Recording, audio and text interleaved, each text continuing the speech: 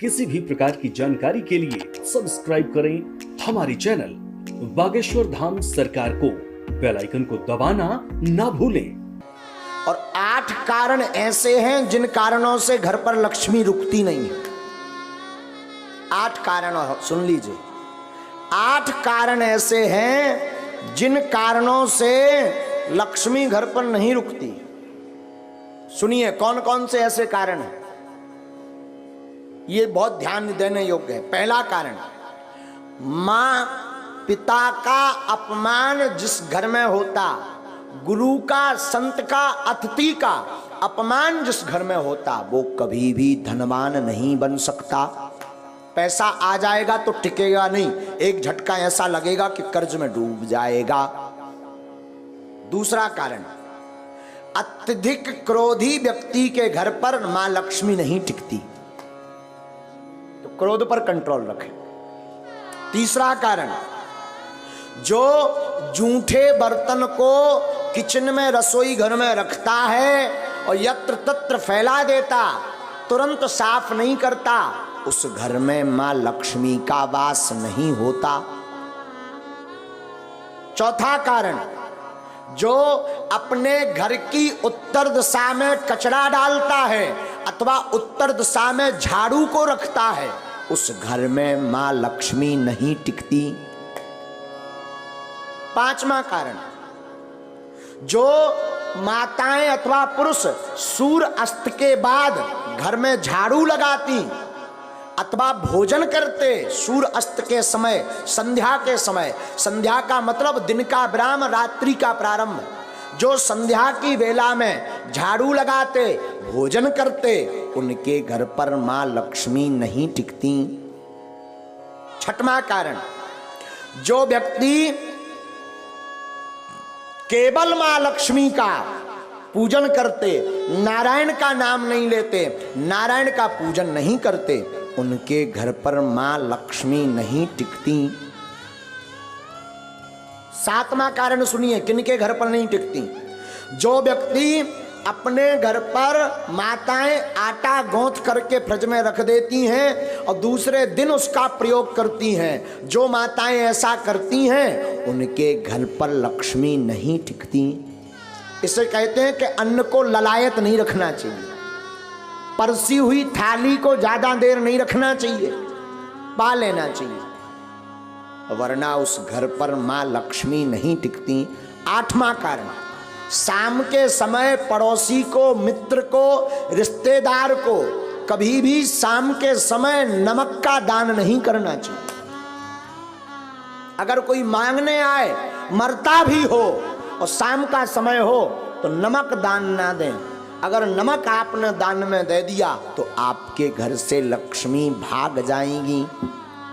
ये 8 कारण हैं और इसमें पहला कारण है माता पिता गुरु अतिथि की अपमानता।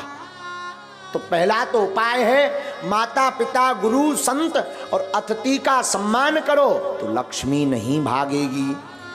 क्रोध ना करके प्रेम युक्त वाणी बोलो तो लक्ष्मी नहीं भागेगी। जूठे बर्तन ना रखो, अन्न का सम्मान करो तो लक्ष्मी नहीं भागेगी। उत्तर दिशा में कचरा ना रख करके कचरा को दक्षिण दिशा में रखें और घर पर पवित्रता रखें तो लक्ष्मी नहीं भागेगी। सूर्य अस्त के पहले झाड़ू लगा करके पवित्रता कर दें तो लक्ष्मी नहीं भागेगी। मां लक्ष्मी के साथ नारायण की पूजा प्रतिदिन करें तो मां लक्ष्मी नहीं भागेगी। घर पर 2-2 दिन का, 3-3 दिन का आटा गौथा हुआ का रोटी मत बनाएं, जितना उपयोग हो सके उतना ही बनाएं। अतिरिक्त अगर आटा मर गया तो उसकी रोटी बना करके गाय को खिला दें, इससे लक्ष्मी नहीं भागती। 8वां, शाम के वक्त किसी को दान में नमक ना दें तो उसके घर से लक्ष्मी नहीं भागती। ये 8 कारण हैं मां लक्ष्मी माता के। दूसरी बात हम निवेदन कर दें, धनवान बनने के उपाय तो हमने बता दे। अब ऐसा नहीं कि तुम केवल उपाय भर करो, कर्म ना करो, तब भी धनवान बनने वाले नहीं है। एक बार एक आदमी से हमने कह दिया जाओ 2019 में ब्याह हो जाए, आशीर्वाद, 2019 निकल गई, 20 में आया, बोले अबे लोनी हर्रा में हल्दी लगी। हमने कहा मतलब? बोले अभी तक विवाह नहीं हुआ, तुम्हारा पर्चा फेल। हमने कहा पर्चा दिखाओ। पर्चा में लिखा भी सही था कि 2019 में विवाह हो जाएगा, सन चल रही 20। हमने कहा अबे भी लड़ुआ? बोले हाओ अकेले। हमने कहा गड़बड़ कहाँ भाई? जब हमने आंखें मींची तब पता चलो कि जो लड़की देखबे गौ ही नहीं आ। एक बार शादी तय हो गई, दूल्हा नहीं बनो, ब्याह कहां से हो जाए? विवाह तो तब होगा जब तुम दूल्हा बनो, घोड़ा पे चढ़ो। अब भगवान तो दूल्हा बन में यहाँ है ना, ब्याह तो तुम्हें करने। उसी प्रकार धर्मान बनना है तो तुम केवल ओम जय लक्ष्मी रमना और चादरा पकड़ो और सो जाओ, और फिर काव बागेश्वर धाम में आके अरे महाराज तुम्हारी ठटरी वरे हैं। खूब उपाय कर लिए, कुछ नहीं हुआ तो कुछ होने वाला नहीं है।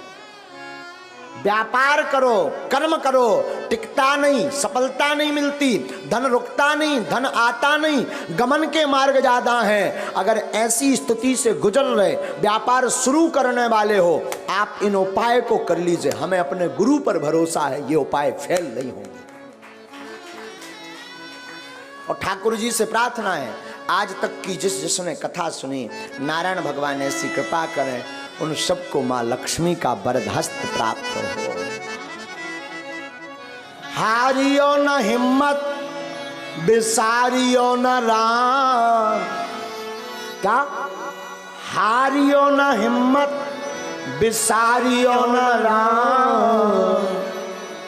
राम नाम से ही बने सब काम। हिम्मत को हारो मत, राम को विसारो मत। साधु जी आपने राम को विसारा नहीं अगर, तो मैं कई बार आपको सावधान कर चुका हूं, पुनः निवेदन करूं, सत्य परेशान हो सकता पर परास्त नहीं। दूसरी सावधानी करूं तो बुरा मत मानना।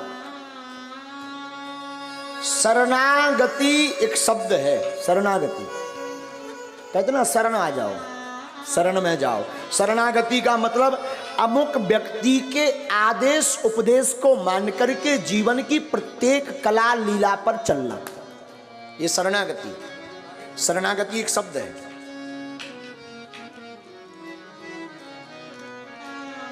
शरणागति जीवन में बहुत जरूरी है।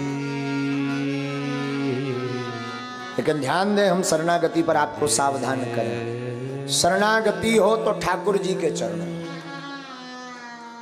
इंसान के चरणों में नहीं। और कोई पूछे नहीं महाराज हमें तो भगवान मिले नहीं, भगवान तो हमसे बात करते नहीं, फिर भी हम शरणागति लेना चाहते हैं, तो मैं निवेदन करूं, मात पिता और गुरु के चरणों की शरणागति लो। हाँ, अगर शरणागति ठीक जगह नहीं ली, कहीं गलत जगह फंस गए तो तुम्हारा तो विनाश होगा ही, उनका भी विनाश होगा जिसकी शरण में। इसलिए वो बड़ा प्यारा कहावत है गाँव में, पानी पीजिए छान कर गुरु ढूंढिए जान। शरणागति का मतलब शरण में डले रहना, पर ऐसे संत की शरण में रहो जो आपको भगवंत से मिला दे, जो मुक्ति का मार्ग बता दे, जो माधव के मिलने का पथ बता दे, जो गोविंद की याद करा दे। संत या गुरु की कृपा का मतलब ये नहीं कि धन बरसे, पैसा बरसे। संत और गुरु की कृपा का मतलब है कि उसके जीवन में आते ही मुस्कुराहट प्रारंभ हो जाए। संत और गुरु की कृपा का मतलब है जीवन में कोई सच्चा संत अथवा सच्चा गुरु आएगा तो उसके आते ही भगवान की याद बढ़ जाती है। और जब जब भगवान की याद बढ़े तो समझना हमारा बढ़िया जगह नाता जुड़ा। तो शरणागति बड़ा प्यारा शब्द है, शरणागति बहुत आवश्यक है। लेकिन शरणागति हो तो मेरे साधु जी उस जगह हो जहां से राम के मिलने का द्वार खुले। जीवन कुछ भी नहीं, शून्य है। आप कितना भी कमा लो, बड़े बड़े हिटलर आए, बड़े बड़े जगत में धनपति आए, लेकिन वो भी बांध मुट्ठी ऊपर से आए, खोल मुट्ठी चलो जाना, ना कुछ तुम ऊपर से लाए, ना कुछ यहां से ले जाना। कुछ भी नहीं रहना साथ में, व्यर्थ है जगत।